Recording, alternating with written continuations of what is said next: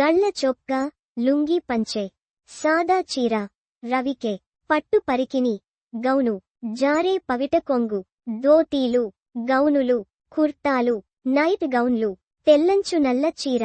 సగటు పల్లెటూరి అమ్మాయి లేదా టూటైర్ సిటీ కుర్రాడి లుక్ని తలచుకుంటే అలాంటి రూపాల్ని తెలుగు, హిందీ చిత్రాల్లో చూసేందుకు ప్రజలు ఆసక్తిగా ఉన్నారా?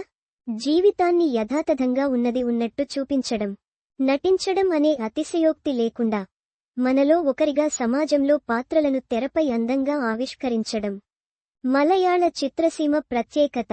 ఇది తొలి నాళ్ల నుంచి ఉన్నదే. మలయాళీ దిగ్గజ దర్శకులు ఇదే పంథాను అనుసరించారు.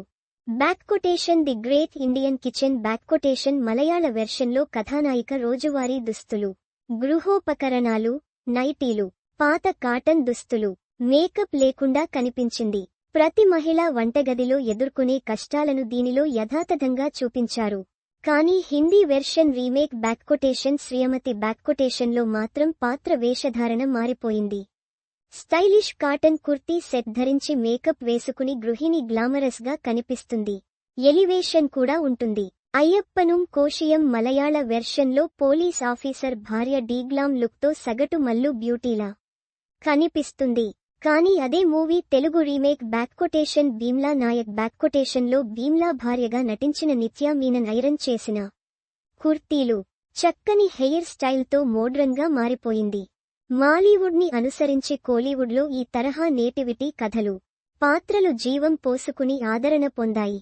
అయితే మలయాళంలో ఉన్నట్టు ఇతర భాషల్లో ఎందుకు పాత్రధారుల్ని యథాతథంగా చూపించడం లేదు? ఒకవేళ పొరుగు భాషల్లో అలా చూసేందుకు ప్రజలు సిద్ధంగా లేరని భావించాలా? మలయాళ ప్రజలు విద్యావంతులు. అందువల్ల వారికి జీవితాన్ని యథాతథంగా ఉన్నదున్నట్టుగా చూపించిన విషయాన్ని అర్థం చేసుకునే స్థాయి ఉంది. కేరళతో పోలిస్తే నిరక్షరాస్యత ఎక్కువగా ఉండే ఇతర రాష్ట్రాల్లో ఖచ్చితంగా గ్లామర్ అద్దకం అవసరమని భావించాలా? ఎలివేషన్ లేనిదే ఇక్కడ పనవ్వదని మన దర్శక నిర్మాతలు భావిస్తున్నారా?